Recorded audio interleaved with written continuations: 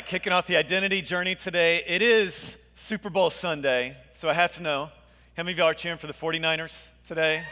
Anybody? Okay. How many of y'all are cheering for the Chiefs today? And how many of y'all are like me, you just want both teams to lose, right? Anybody? I'm still bitter. I hate football, still.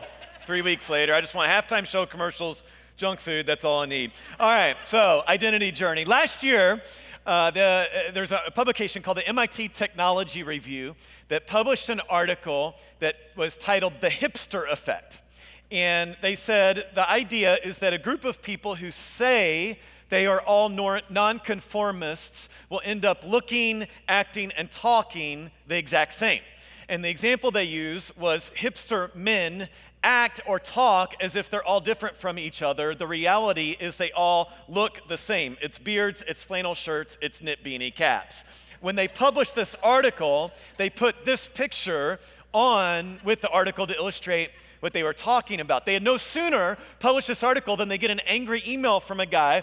And the first half of his email, he was arguing with them about the article and how mean it was and putting people in a box and slamming people.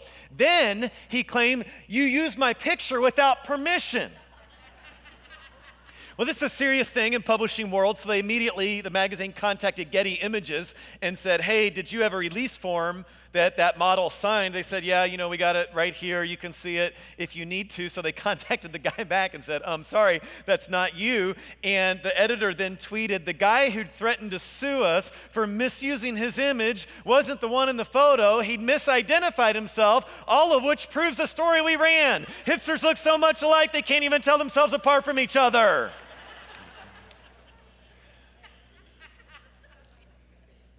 And here's what I thought when I read that. That's not just a hipster problem, right?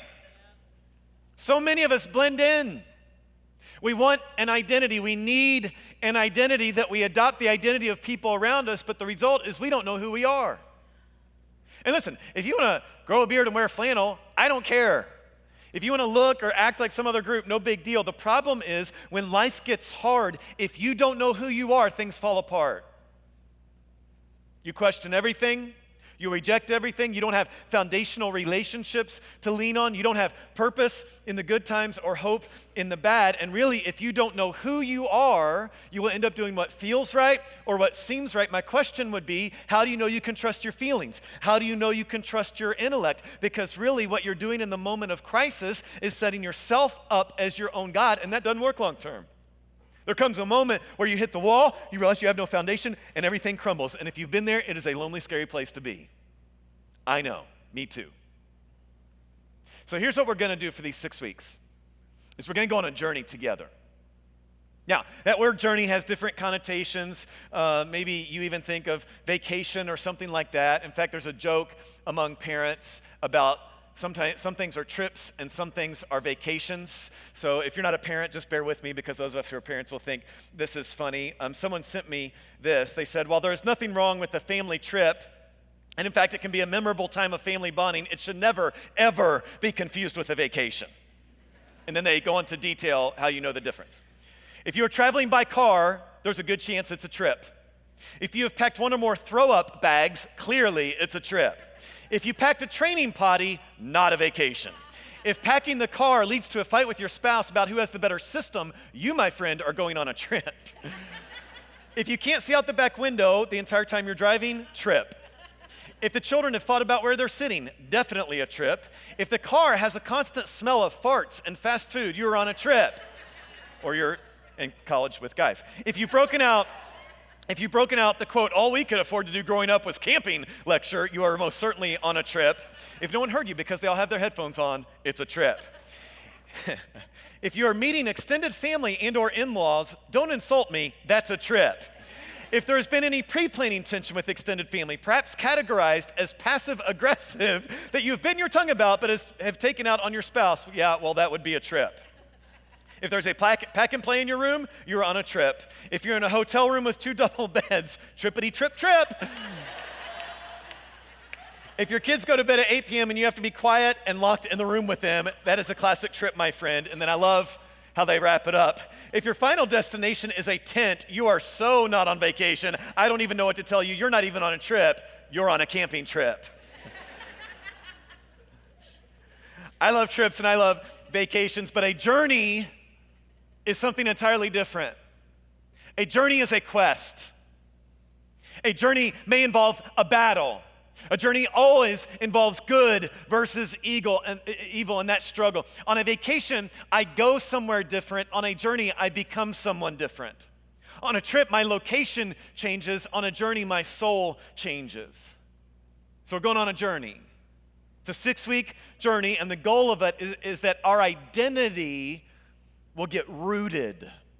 That at the end of this journey, you will know who you are and you will know whose you are, and you will have practical ways to live that out. Because when you know who you are, it changes everything. It changes how you handle shame. It takes care of body image issues. That anger that flares up for seemingly no reason gets impacted. You realize how to set boundaries in relationships that are harmful, and you learn it's time to lean in to relationships that need your help. Knowing who you are changes how you handle money because you handle it with purpose, not trying to either impress or medicate. Knowing your identity is when you can throw away those old pants, knowing you'll never fit into them again, but also knowing that doesn't bother you.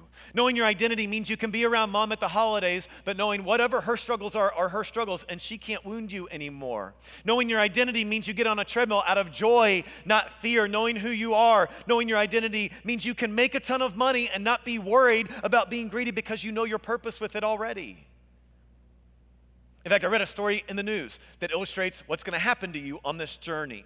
A lot of us have done those DNA tests, 23andMe, Ancestry.com. A guy who did that is named Jay Spites. He lives in New Jersey, an apartment, has no car, works a simple job. He did one of these DNA tests, and he discovered that he is descended from a king in the small West African country called Benin. So he did exactly what you would do if you found out you were descended from a king in another country. He bought a plane ticket. When he arrived there, his country he'd never been to, never even heard of probably, and he was really confused because there apparently was some festival going on the day he landed. People were holding banners, and there's lots of music playing and dancing and food and all this kind of stuff. And it took him a couple minutes, but he finally realized all of this celebration is for me. They had heard of this guy who is descendant of their king coming to visit their country from America, and they said, we have to celebrate. We have to welcome him. A child of the king has come home, so they put on this big festival for him. And what happened with Jay Spites is what God wants to do with you. If you go on this 6-week journey, you will discover not just what your true identity is, but really what it has been all along. Because much like Jay Spites, you're a child of the king. We believe you are created by God with worth. Your true identity is in him. And when you discover that and live in that, it sets you free. Shame cannot hold you. Fear cannot stop you. Bad circumstances don't destroy you. The unknown doesn't intimidate you. A rough relationship doesn't dismay you. Instead, you're filled with confidence and peace and purpose, and you live on mission. And so here's a goal we have as we enter this journey. Every message is going to be not just philosophical. We want it to be practical. So at the end of this, you're going to have 6 unique ways you can live out your identity. Today, I want to talk about being a peacemaker. Now, when I started thinking of this topic, I Googled the word peacemaker because I thought maybe there would be some image or something that would illustrate, how he could be a peacemaker. I thought maybe there'd be a dove, but this is what comes up when you Google peacemaker. We need peace. Take it down. We need peacemakers in our society. Now I have to tell you that, but I will anyway. The suicide rate in our country is the highest it's ever been. It's a peacemaking issue we'll see. Baltimore broke its record for murders again in year 2019 with over 340 killings. It's a peacemaker issue. This is an election year, and you don't need me to tell you that the left is farther left than it's ever been, the right is farther right than it's ever been, and people who say things that 20 years ago were considered mainstream are chastised in public because they aren't over here somewhere. And if this year of election is not going to be filled with just hate, we need some peacemakers to step into that. Your parenting needs peacemaking. Your marriage needs peacemaking. Your friendships need a peacemaker. Your job needs Peacemaker. Your team, your HOA, your church needs peacemakers. And so I love that one of the first things Jesus ever says is this: blessed are the peacemakers. And I think all of us want peace. All of us can get with that. The problem is we don't know what that looks like. So I'd really encourage you, if you're not normally a note taker, take notes today and throughout this whole series, because we're going to give you some stuff that'll help you even as you discuss stuff and go through that guide. You can take pictures. That's how some people do. You can write on the note card that you fill out the connection card. Let me show you the difference of what we actually do. Jesus says be peacemakers. What we actually do is we default to one extreme or the other. We will be a peace faker or a peace forcer. And let me show you how we live this out. The peace faker, what they try to do is engage in denial or even flight. Just run away. I don't want anything to do with it. I'm out. The peace forcer, what they will do is argue or fight. And they're going to argue and maybe even physically fight just to show you they are the way, their opinion, their road, whatever, is the way to peace. In fact, if you take these things to their ultimate extreme, you would get suicide is the ultimate way of being a peace faker. Murder is the ultimate way of being a peace forcer. And please hear me, I'm not making light of those very serious things, because those of us in this room who've been affected by suicide know, you know what somebody who commits suicide is actually after? Peace. They just think that's the only way, unfortunately, to get it. And the reality is, you know what the person who commits murder is actually after? Peace. They just think we can't have peace while you're here, so I got to do something about it. Now, with these peace faker, peace forcer, if we're going to grow into something better, if we're going to become something that Jesus calls us to, it often helps us to know from where we're coming, right? So I want to do audience participation time right now, and first service kind of ditched me on this, so I was the only one raising my hand on this. So I need second service is better, right? Yeah, okay, that's what I thought. So I want you to raise your hand if, when you think of your family of origin, you are primarily, I know you have bits of each, but you are primarily taught, explicitly or implicitly, to be a peace forcer. Raise your hand if that was your family of origin story, okay? All right, I'm raising my hand. Put your hands down. Now, if your family of origin primarily taught you to be a peace faker, raise your hand. Okay, so a whole lot, good amount in each category. Here's what's interesting, though, is Jesus doesn't say, blessed are the peace fakers. He doesn't say, blessed are the peace forcers. He says, blessed are the peacemakers. So we're going to read through a story about peacemaking. And the story takes place 1,000 years before Jesus. It involves a man named David. It's really a story in 3 acts, three parts. Act 1 is David asks Nabal, is the guy's name, a favor. Act 2 is Nabal declines him, so David says, okay, I'm going to come kill you. Act 3 is Nabal's wife Abigail hears about this, and she takes action, and we'll see what happens. Okay? So here's the context you need to know for this story is there's a king who's trying to kill David. So David has this kind of band of rebels who are running around the wilderness trying to evade the king. So they're running for their lives, essentially, and that's where we pick up in the Bible in 1 Samuel chapter 25. It says there was a wealthy man named Nabal. And his wife Abigail was sensible and beautiful, but Nabal was crude and mean in all his dealings. It's interesting because if you read this on your phone or in a paper Bible, there will be a little footnote here next to Nabal. And what it would say at the bottom of the page is Nabal means fool. Like that's what his name means. It'd be like you naming your kid fool. I guess they had a bad day in the delivery room. I don't know what that's about. Verse 5. David sent this message for Nabal. Peace and prosperity to you, your family, and everything you want. Don't you know when somebody starts off talking nice to you, they're going to ask something from you? Like when one of my kids comes and sits in my lap, puts her arm around me and says, Daddy, how's your day? It's like, what do you want, right? Well, your shepherds stayed among us near Carmel. We never harmed them. Nothing was ever stolen from them. Ask your own men. They'll tell you it's true. So, would you be kind to us since we've come at a time of celebration? Please share any provisions you might have on hand with us and with your friend David. Translation, hey, we took care of you. Can you scratch our back? We need some food. Sounds reasonable. Verse 10. Who is this fellow David? Nabal sneered to the young men. Who does this son of Jesse think he is? There's lots of servants these days who run away from their masters. Should I take my bread and my water and my meat that I've slaughtered for my shears and give it to a band of outlaws who comes from who knows where? Translation, I don't think so. So David's young men returned and told him what Nabal had said. Here's David's reply. Get your swords. David strapped on his own. Then 400 men started off with David. So there's one man who tells him no. David is so mad, he goes, okay, I'm taking 400. That's how much we're going to slaughter this guy. Meanwhile, one of David's servants went to Abigail, that's Nabal's wife, and told her, David sent messengers from the wilderness to greet our master, but he screamed insults at them. These men have been very good to us. We never suffered any harm from them. Nothing was stolen from us the whole time they were with us. In fact, day and night, they were like a wall of protection for us. You need to know this, Abigail, and figure out what to do, for there's going to be trouble for our master and his whole family. He's so ill-tempered, no one can even talk to him. Translation, Abigail, you got to do something. So Abigail wasted no time. And it kind of details how she gets all this different food and meat and fruit all together, and she sets off towards David. Verse 21.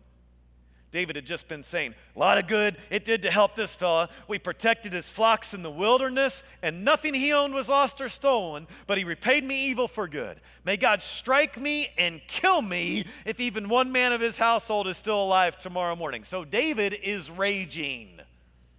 You ever have a boss, maybe a coworker, maybe a spouse, who when they lose it, right?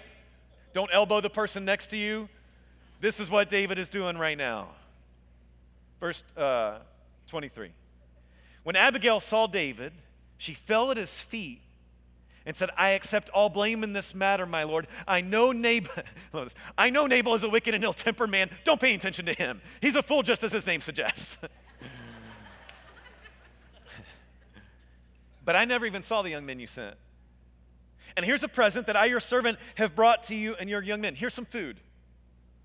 When the Lord has done all he promised and has made you, David, leader of Israel, don't let this be a blemish on your record. Basically, David, I've heard you're going to be the next king. When you become king one day, you don't want people whispering about, yeah, remember the time where he slaughtered some people? Just don't do that. David replied to Abigail, thank God for your good sense. Bless you for keeping me from murder and from carrying out vengeance with my own hands. Then David accepted her present and told her, return home in peace. I've heard what you said. I love this last line. We won't kill your husband. So what you see is Abigail's a peacemaker. David was out for vengeance. David was out for murder, for war. She takes matters into her own hands and makes peace. Now I want to give you 3 steps to be a peacemaker. Write these down, take a picture. Number 1, deal in reality. Deal in reality. And all of us, wherever you are on that spectrum, peacemaker, peaceforcer, have a unique way we need to do this. Peacefakers need to deal in reality by admitting there's conflict. That has to be a first step. You cannot be a peacemaker and ignore the conflict that's going on. For Abigail, it's pretty easy because somebody's going to kill her husband. So she recognized the conflict. But the peaceforcer has to recognize this as well, because we try to convince ourselves that the reality is they just don't know better, and if they just listened to us and did what we told them to do, everything would be fine. It's kind of like David in this story. He's saying, I'll show him. But we have to accept the reality. There are often deeper, sometimes more sensitive things going on. Now here's the thing. If you have some crazy thing blowing up in your life, tearing relationships apart, I don't need to encourage you to deal in reality, because the reality is inescapable. You know the reality. But someone once said the biggest challenge in your life is not the mountain in front of you, it's the pebble in your shoe. You ever have that happen where maybe you're hiking, you got pebble in your shoe, or you're running on a trail, you get pebble in your shoe. Maybe you're even in dress shoes, you get pebble in your shoe. I mean, that's all you think about, right? And if you don't deal with it, it doesn't matter how much you've trained or where you're going or whatever, you ain't getting there, you're not going to be able to get there. And what so many of us need to do is say, there's this thing in my life that's causing some problems, and the peacefaker wants to ignore it, the peaceforcer wants to crush it, but we've got to deal in reality. What reality do you need to accept? Is it something your spouse does that when you just say it out loud, it sounds so dumb, but you're actually developing bitterness about it? It's time to deal. Is it something your kid does that you can see that you don't like where it's going and you just need to get the courage to say, hey, knock it off? Maybe it's even spiritual. Maybe you have somebody in your life who kind of checks the right boxes when it comes to the relationship with God, but they're dropping little hints and places they're going and things they're saying and people they're hanging with where you just need to sit them down and say, you really run after Christ right now? Let's deal in reality. Second step, write this down, take a picture. Fight for the relationships. Now remember, Abigail, she could have picked a side and been justified in doing so. She could have said, I'm going to side with my husband because he's my husband. She could have said, I'm going to side with David because God said he's going to be the next king. But she said, no, I'm going to fight for everybody here. Relationships, plural. I know there are some of you in this room who want to give up on a relationship right now, and they deserve it. There's a family member that things are tough with. You want to say fine and move on. Or there's a coworker who's been pushing you a lot and you want to exaggerate some things to HR and just let them deal with the consequences. Or things are rough in your marriage and you want to say, hey, you can't treat me that way, and you want to peace out. But that's sacrificing the relationship. And listen, I get they deserve for you to leave. They deserve it. Think of Abigail. Her husband was arrogant, he was a fool, he was an idiot, but she fought for peace. So here's our applications. Peacemakers, it means you can't merely pray about things. Peace forcers, it means you can't worry about being right. So let me expand on those things. Peace forcers, if you want to fight for relationships, it means you cannot die on the hill of being right. And I know what you say, she deserves it. Okay, you're right. Congrats, she deserves it. But think of what Jesus did for you. He doesn't say, well, he walked away, he's dead in his own sin, he's going to hell, I'm going to leave him alone. No, that's not what Jesus says. He says, I'm going to do whatever I can to bring him back. We have to fight for the relationships. And for peace fakers, the temptation is to not take action. I want to tell you one of my pet peeves about Christians. I've got a whole lot of them. I'm just going to tell you one today. There's a phrase that Christians use that drives me nuts. And here's the phrase. I hear it all the time. It's when someone says, a Christian says, I'll pray about it. Yes, my people, right here. And this happens in church world all the time. So we'll say something, our leadership will say something like, hey, are you ready to join or lead a group? I'll pray about it. You ready to start tithing? You ready to get baptized? I'll pray about it. You ready to join a serving team? I'll pray about it. And here, let me clue the rest of you in. Do you know what I'll pray about it means for Christians? No. That's what it means. Technically, it doesn't just mean no. Here's actually what it means. It means I don't have the guts to tell you no, but I want to sound really spiritual, so I'm going to use the phrase, I'll tell you about it, even though I don't really need to hear from God, because he actually already told me what to do in his word, but just saying no would be uncomfortable for both me and you, and I probably should do it anyway, but I want some credit for sounding super spiritual, so I'll just say I'll pray about it instead. So here's what this means. Single guys, if you see a cute girl in the lobby, and you've seen her kind of week after week, and she doesn't have a ring on, and she laughs with her girlfriends, and she looks so cute when she smiles real big, and you even know she loves Jesus because she raises her hands in worship, and you get up the courage one day to walk up to her after church and say, hey, here's my name, and you start talking, and then say, I don't have plans Saturday night. Do you want to go out to dinner? And she looks at you with a very empathic, deep, longing, spiritual look and says, I'll pray about it. You're never going to see her again.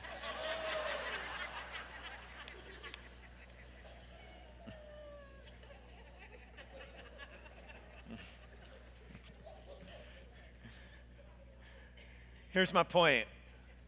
Being a peacemaker. See, dating tips too. This is why you come to church. Here's my point. Being a peacemaker demands more than just prayer. Being a peacemaker demands action. Abigail in the story had to do something. She couldn't just pray, God, will you bring peace to this situation? Because it was likely that God put her in that situation so he could bring peace through her. Don't mistake what I'm saying. I'm not saying don't pray. I want you to pray. But don't pray something unless you are willing to be God's answer to your prayer. That means initiate. That means take action. That means you fight for the relationships. Here's the last lesson, is no, it doesn't always work out. In our story, it does work. There's peace, nobody gets killed, but it doesn't always work out, because if you go a couple chapters earlier in the Bible, you'll see another situation where someone was trying to be a peacemaker. It's the son of the king who's trying to kill David, and he tries to be a peacemaker between the king and David, and it doesn't work out. The king just continues to try to kill David. It's why the Apostle Paul, much later, writes this: do all that you can to live in peace with everyone. I love this. It doesn't say live at peace with everyone. That's impossible. We live in a sinful world. But it does say do all you can to live at peace with everyone. Which, if I really embrace the depth of that scripture, it means I don't have to carry shame or guilt or anything like that if my peacemaking efforts don't work, because my job is to do what I can. Now, all that sounds nice. But you are thinking of your situation, and you're thinking, I just don't know how I do it. I don't know how to be a peacemaker in this situation. Where does that come from? Where does the ability for that come from? Do we just go out and try really hard? No. It stems from this: Jesus is our peacemaker. Look at what else Paul writes. God in all his fullness was pleased to live in Christ. And through him, God reconciled everything to himself. He made peace with everything in heaven and on earth by means of Christ's blood on the cross. And here's what that means. It means Jesus is God. Jesus reconciled everything to himself. We were aliens, strangers, apart from God, because remember, we act like our own God. That's what sin is. When sin was introduced in the world, Satan said to Adam and Eve, you can be like God. And that's what we've been doing ever since. But Jesus said, no. I'm going to bring reconciliation. I will make peace. I will bring you back. So he died on the cross as a substitution for us. All we have to do is believe in him, and we get endless second chances. We get peace. And then, because we belong to Jesus, and because he's given us peace, we bring that peace to the people and world around us. In the first part of the Bible, the Old Testament is written in the Hebrew language, and I want to teach you a Hebrew that you may even already know. The Hebrew word for peace is this, right there. And the way you pronounce that in Hebrew is Shalom, means peace. And when we hear that word peace, what we typically think of is not at war, right? And that's an accurate definition of that. But here's another couple of ways that same word is used. One time they're talking about stone, and they said the stone is shalom. And what they mean is the stone doesn't have cracks. The stone doesn't have any faults to it. Another time they're talking about an entire wall, and they say the wall is shalom. And what they mean is it has a good foundation, and there's no parts of it falling over or getting ready to tip. There's no places that are missing a stone. The wall is shalom. And what they mean is, with those things, shalom means, slide please, complete, not lacking anything. It has shalom. So here's what this means. Is if there's a relationship in your life that you can't even do a good job articulating to other people what's wrong with it, but you just know it's lacking something, you don't have peace.